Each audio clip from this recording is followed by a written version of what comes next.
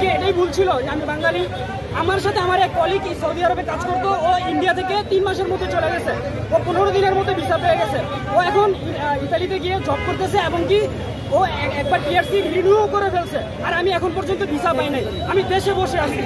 এটা কি আমার দেশের অর্থনৈতিক এটা ক্ষতি হচ্ছে না? আমি পার্সোনালি অর্থনৈতিকভাবে ক্ষতিগ্রস্ত হচ্ছি, এটা দেখবে কি আমার সরকার? দেখবে। আমার সরকার প্রধানের কাছে একটাই আবেদন ডক্টর মোহাম্মদ ইউনূস স্যারের কাছে, স্যার আপনি দেশ বেরোন্ন অনেক আপনার গ্লোবাল সেলিব্রিটি আপনি, এবং আপনার উপর আমাদের বিশ্বাস আছে, যার কারণে আমরা আপনার হস্তক্ষেপ কামনা করতেছি। আমরা সকল সেক্টরের সকল কর্মকর্তার কাছে আমরা আবেদন করছি এবং ওনাদের কাছে আমরা স্মারকলিপি জমা দিই।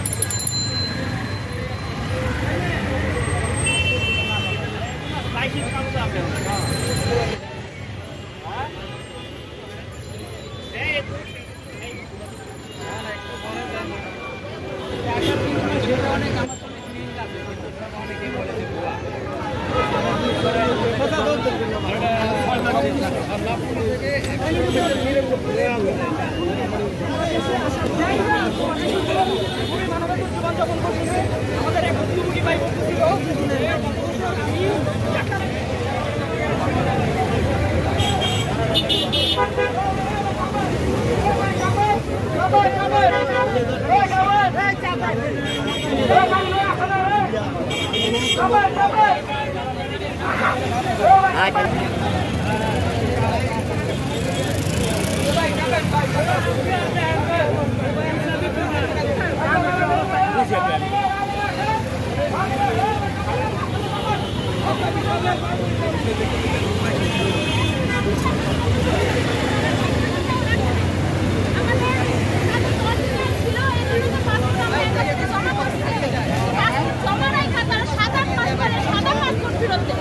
আমাদের এখানকার ব্যর্থতার কি আছে?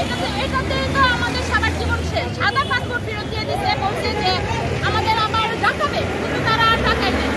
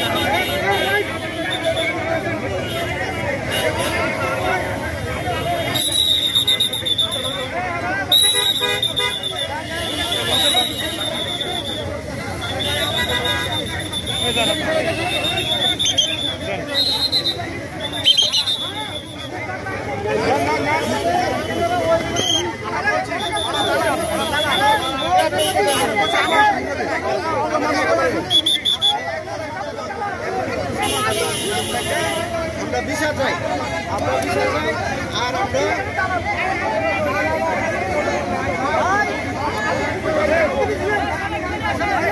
আমরা সমাধান চাই, আমরা এটার একটা সমাধান চাই।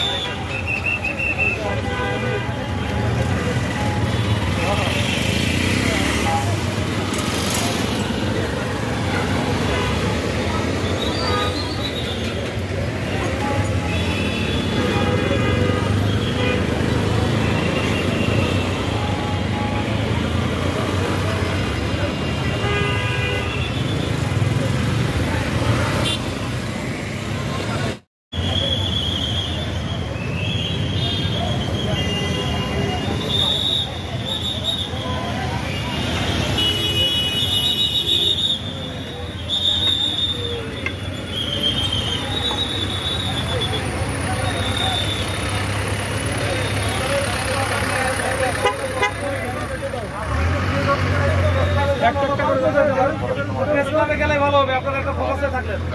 প্রেস ক্লাবে যান, ওইখানে ওরা একবারে ওইখানে আসবে, যদি লাগে আবার আসবে, সমস্যা নাই। এই জায়গাটা একটু ছেড়ে যান, এই জায়গাটা একটু ছেড়ে দেন, ওই পাশে যান। আপনাদের সাথে আমরা সবসময় আছি, মনে করি না যে আমরা নাই, আমরা সবসময় আছি। একটু একটু নিয়ে এই জায়গা থাকো না, হ্যাঁ এই জায়গা থাকো না, তোমরা একটু প্রেস ক্লাবের দিকে যাও। প্রেস ক্লাবে যাওয়া হইব না, আমরা প্রেস ক্লাবে গেছি, প্রেস ক্লাবে সংবাদ সম্মেলন করছি আমরা।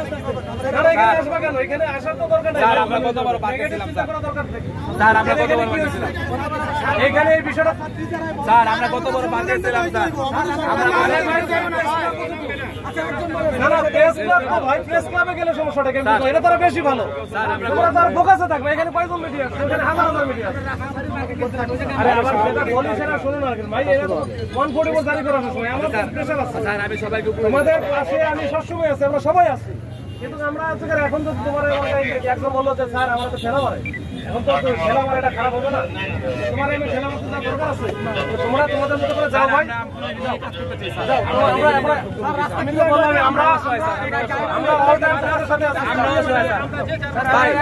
ভাই কেউ রাস্তায় কারণ না, রাস্তা ভাই কেউ জনভোগান্তির কারণ হয় না, রাস্তা ছেড়ে দেন, রাস্তা ছেড়ে দেন। আমরা রেভিনিউ তো ভাই, আমরা জনভোগান্তির কারণ হতে চাই না।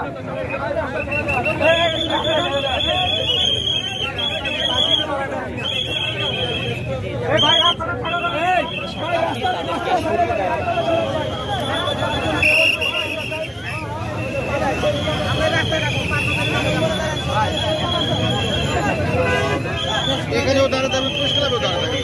প্রেস ক্লাবে তো আমরা গেছি, প্রেস ক্লাবে গিয়ে তো লাভ হয় না। গেছে আপনি প্রেস ক্লাব যান, প্রেস ক্লাবে আমরা প্রোগ্রাম করে আসছি। আজকাল আপনাকে একটা বিশৃঙ্খলা করবে, ওইখানে না থাকে, আপনি তো না করেন। এখানে কি হবে আপনার কথা? এখানে তো থাকতে দেবেন কিছু করবো না।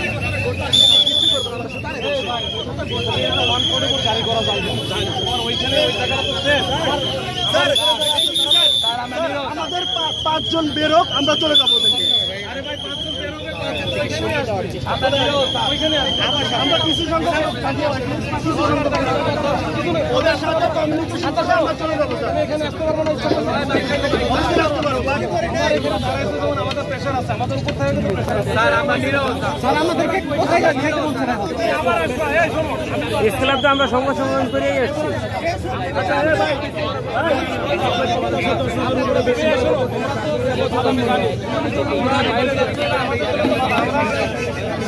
চেষ্টা করবো তোমাদের চাইছিলাম স্যার আস্তে আস্তে আমরা যাবো এতগুলো মানুষ রাস্তায় তো যানজট সৃষ্টি হবেই স্যার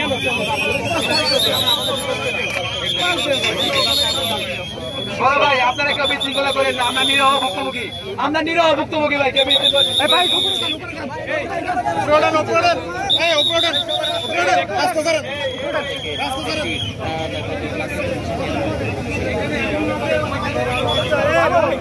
ভাই এরা তোমাদের কোনো খারাপ হবে না, ভালো হবে। আমি মিছিল করতে করতে যাবো মিছিল করতে করতে দরকার থেকে কেন যাবো স্যার মানে আমি বলছি ওটা জায়গাটা তোমার এই জায়গাটা যেমন হচ্ছে যে এটা আমাদের ওইখানে তোমাদের বন্ধনী হবে স্যার ওইখানে তো মানব বন্ধনী হবে তোমার ফোকাসটা বেশি পাবা এখানে তো সাংবাদিক ওইখানে আমরা তো প্রেস ক্লাবে সংবাদ সম্মেলন করছি। ওখানে ফোকাস বেশি পাবে আজকে আমরা নীরব হয়ে আছি।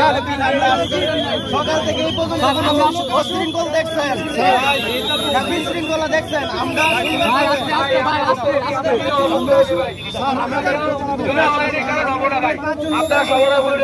এই সবার উপরে উঠতে পারে, উপরে উঠতে পারে, সবার উপরে উঠতে পারে। এই ভাই উপরে ওঠেন, উপরে উঠলে সমস্যা নেই। এই ভাই সবাই উপরে ওঠেন, উপরে ওঠেন, এই উপরে ওঠেন। আমরা জনভোগান্তির কারণ হতে চাই না ভাই, আমরা বাংলাদেশের রেমিডে যোদ্ধা ভাই। আমরা এই জায়গাতে যাওয়া যাবো না, উপরে থাকেন। আমরা চাই না কেউ ভাই। এই জায়গাতে যাওয়া যাবো না।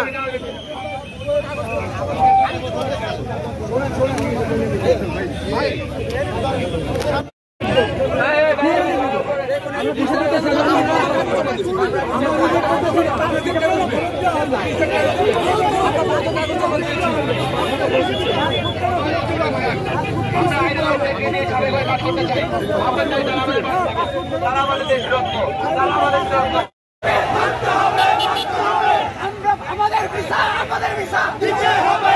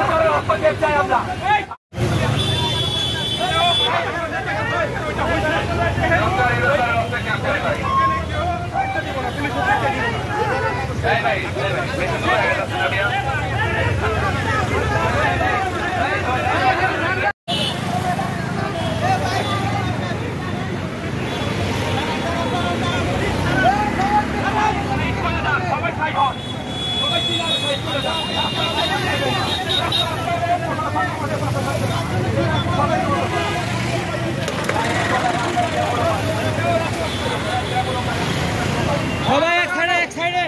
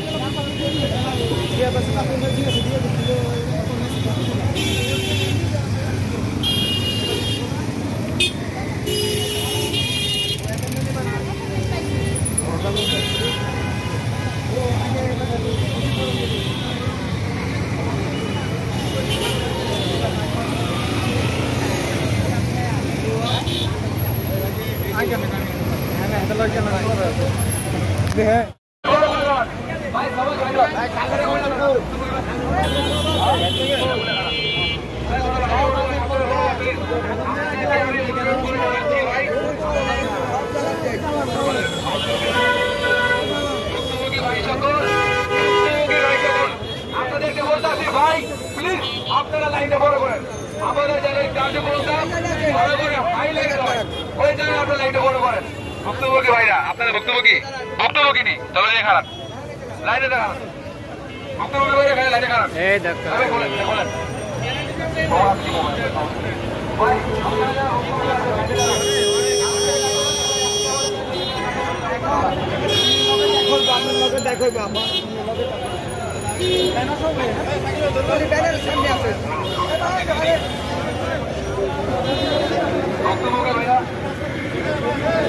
বক্তব্য কি ভাইরা? লাইনে দাঁড়ান ভাই, রাস্তা প্লিজ ভাই।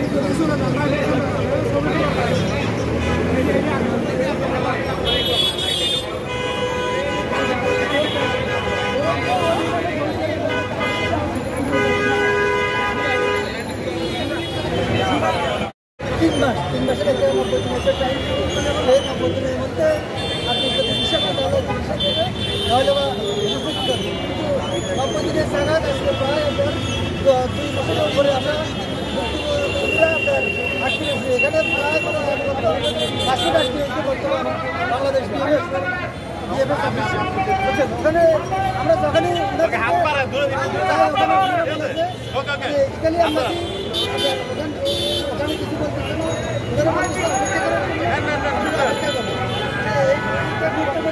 প্রায় 2 বছর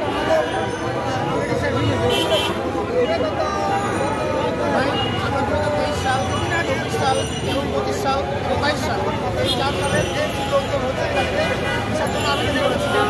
তার ভিতরে ভাই হচ্ছে 22 সালের ছিল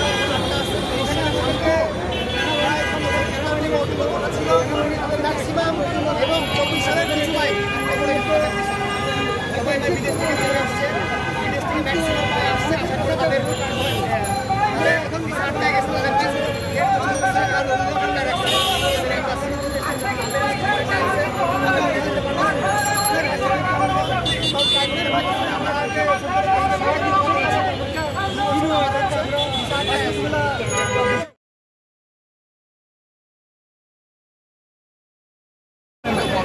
ভারত কখনো বাংলাদেশের মানুষ চায় না।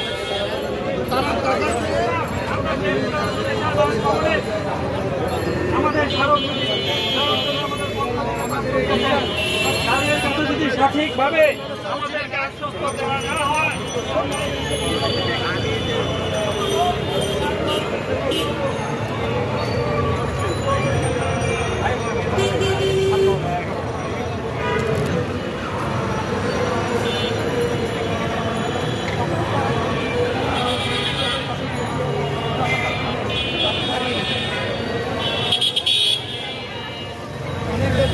পাওয়ার ক্ষেত্রে তাদের ক্রাইম দেখা হয়। আপনাদেরকে কোনো এভিডেন্স আছে কিনা যে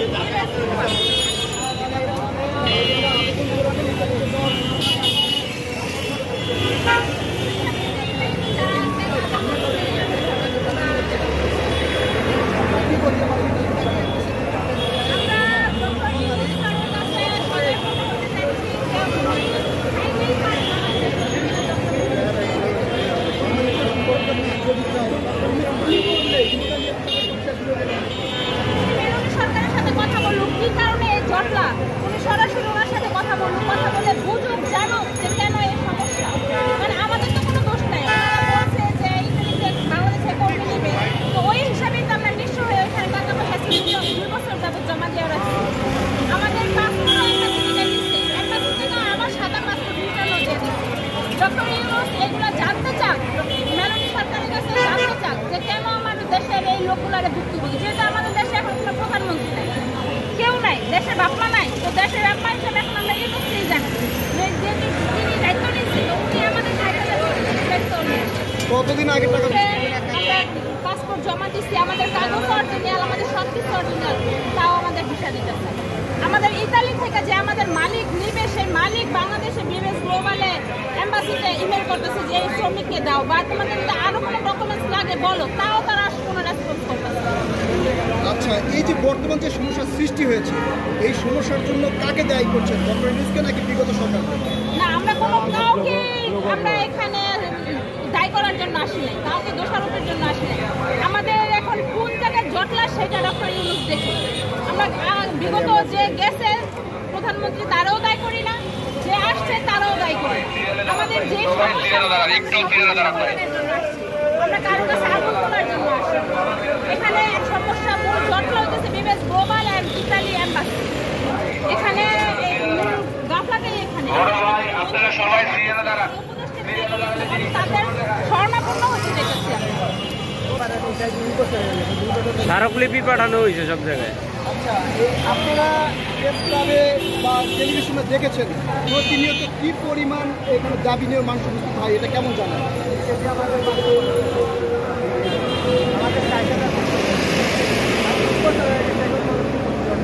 সব যাত্রা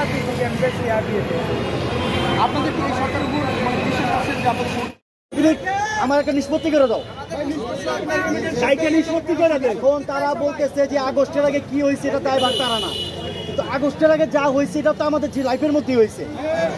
এখন তারা বলতেছে আগস্টের আগে যা হয়েছে এটা যাইবার আমরা না। তার মানে এখন তারা যা করতেছে পরবর্তীতে যদি একটা নির্বাচন হয় এই নতুন সরকার হিসেবে আবার আগেরটা আমরা জানি না, আবার এখন থেকে শুরু। এইভাবে তো ভাই আর চলতে পারে না। আমরা যা বলবো তাই এমন না। এনে সাইডের ভুক্তভোগী আপনারা সবাই আছেন, আপনারা যা বললেন আপনাদের কথাই আমরা বলতে হবে। আমার কাছে তো মনে হয়েছে ভাই উনি যে সুন্দর কথা বলছে পীর সাহেব, আমি এমন কথাটা মাইনে নেই, কিন্তু আবার আপনার চেহারা মনে হয়েছে মাইনে নিলে আপনারা বলবেন কি বেটা মির্জাফর তারা পাঠাইছি তুই এখন কলা খায়া করছিস। তো আমি তাকে এটা ভাই প্রত্যাহার করছি, আমি আমার পক্ষ থেকে আমি তাদের এটা প্রত্যাহার করলাম। আমরা শান্তিপূর্ণভাবে আমরা রাস্তায় অনশন পালন করতে পারি কোনোভাবে বিশৃঙ্খলা ছাড়া। ভাই না খেয়ে থাকতে পারবেন সব।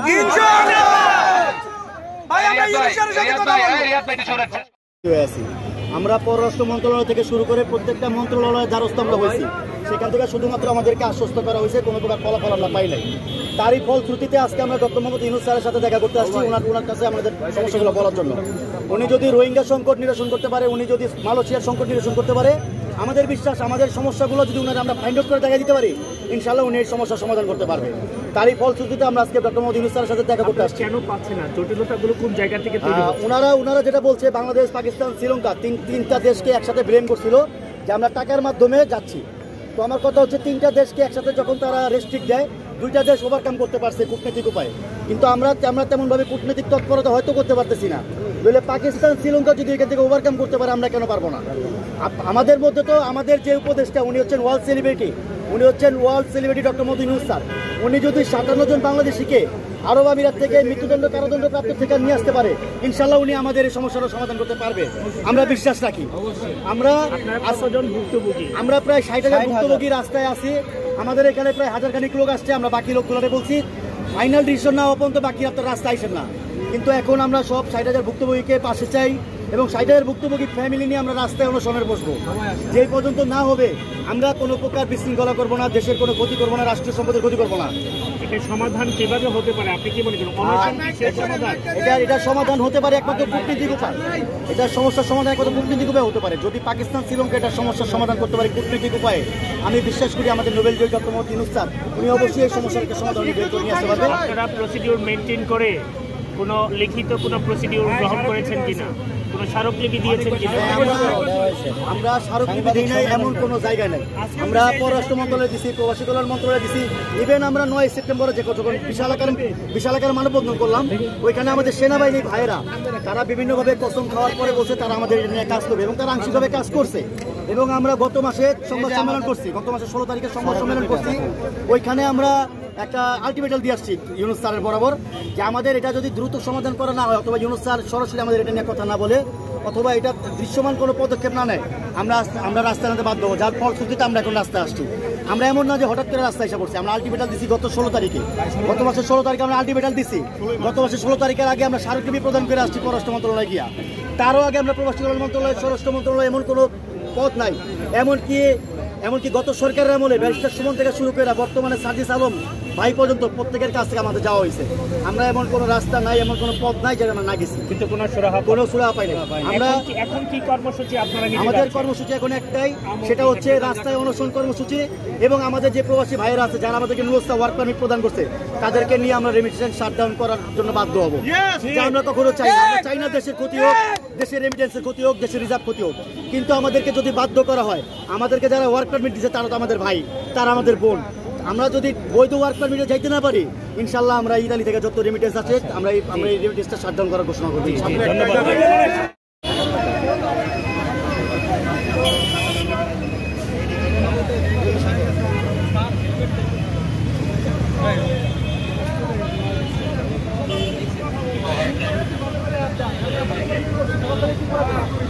সকাল থেকে কি করে দিলাম? কি সবার কাছে যাবে না? এর মধ্যে আমরা টাইম দিতে হবে না। ওইখানে এম্বাসিতে পাঠানোর লোক পাঠানো হচ্ছে, তোমাদের মুখ দেখার ভুল হচ্ছে, আবার তোমরা আবার ঝামেলা করবা। স্যারের সাথে তো দেখা করতে পারবে না, স্যারের সাথে দেখা করলে হবে না, অন্য কিছু কাজ দরকার নাকি? ওই দেখা করে স্যারের সাথে দেখা করে তাই সেটাই হচ্ছে, সেটাই হচ্ছে। যাও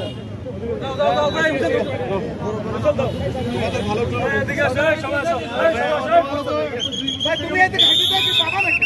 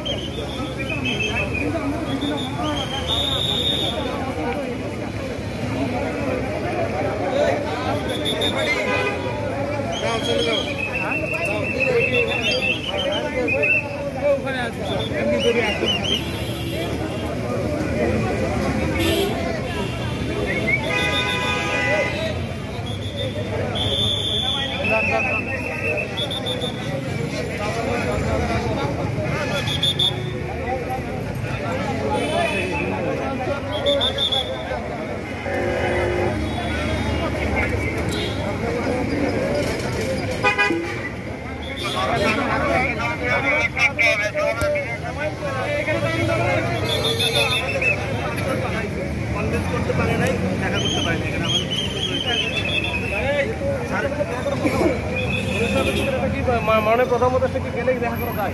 এটা তো তোমার তার পক্ষে থেকে কথা বলছে। তোমরা একটু যাও ভাই, একটু সাইডে দাও। কথা বলা আমি আমার অনেক কথা সাইডে দাঁড়াও, সাইডে দাও।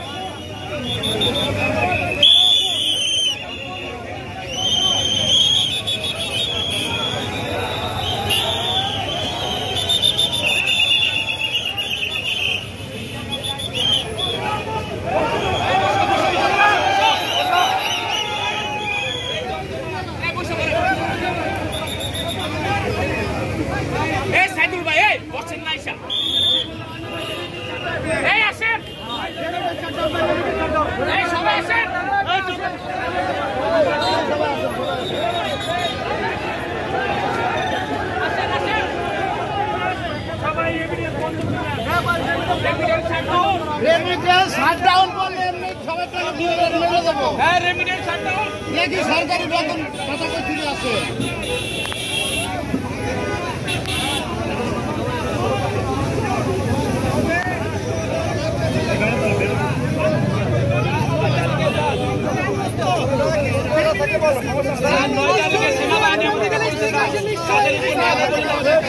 নয় তারিখে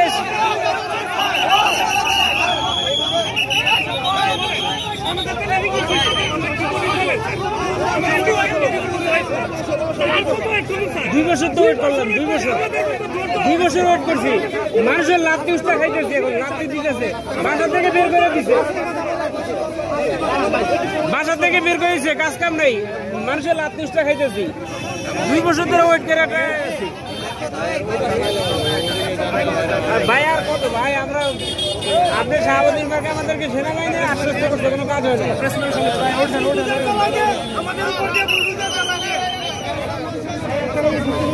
ভাই আপনার তো প্রেস ক্লাবে ছিলেন, এখানে কেন আসলেন? আমাদের যে বিষয়টা, এটা তো প্রেস ক্লাবের বিষয় না, এটা হচ্ছে প্রবাসী কল্যাণ আর পররাষ্ট্র মন্ত্রণালয়ের বিষয়। এর জন্য আমরা মন্ত্রণালয়ের সামনে আসছি। কেন, মানে এখানে এসে আপনার কি দাবি জানাবেন? আমাদের যে একটা দাবি, আমরা ইউনুসের সাথে দেখা করবো, এটা তো আমাদের এই দাবিটা কেউ পূরণ করতে পারছে না। এই জন্য আমরা পররাষ্ট্র মন্ত্রণালয়ের সামনে আসছি। পররাষ্ট্র মন্ত্রণালয়ের যিনি দায়িত্বে আছে, পররাষ্ট্র উপদেষ্টা মহোদয়, উনি আমাদেরকে ইউনুসের সাথে দেখা করে দিবে। পররাষ্ট্র মন্ত্রণালয় তো এটা কাজ, এটা প্রবাসী কল্যাণ মন্ত্রণালয়ের কাজ। পররাষ্ট্র মন্ত্রণালয়েরও কাজ, এটা প্রবাসী মন্ত্রণালয়েরও কাজ, পররাষ্ট্র মন্ত্রণালয়েরও কাজ। এইখানে আপনারা এখন এইখানে বসে কি করবেন? এখন আমরা শুধুমাত্র ইউনুসের 5 মিনিটের সাক্ষাৎ চাই। এটা আমরা কোনোভাবে যেতে পাচ্ছি না। এজন্য আমার বক্তব্য বাইরা বসে গেছে যে ওনারা ইউনুসের সাথে দেখা করার ছাড়া যাবে না বাড়িতে।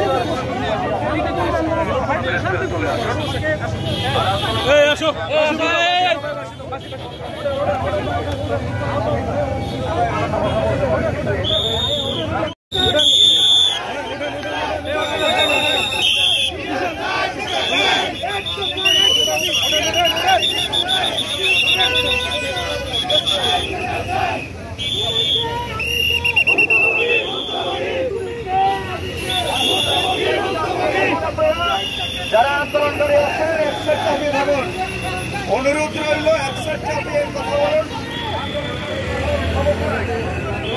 আপনাদের জন্য পরামর্শ হলো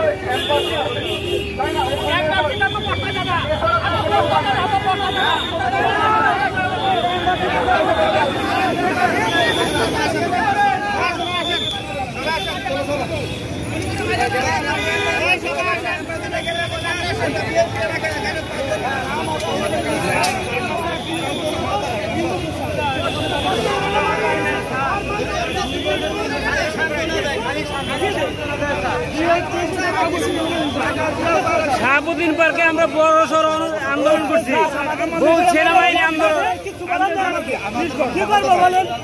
আমাদেরকে সেনাবাহিনী প্রধান অনেক আশ্বাস দিচ্ছে, কোনো কাম হয় না, কোনো লাভ হয় না। বাইরের সাথে কমিউনিকেশনটা ভালো রাখতে হবে।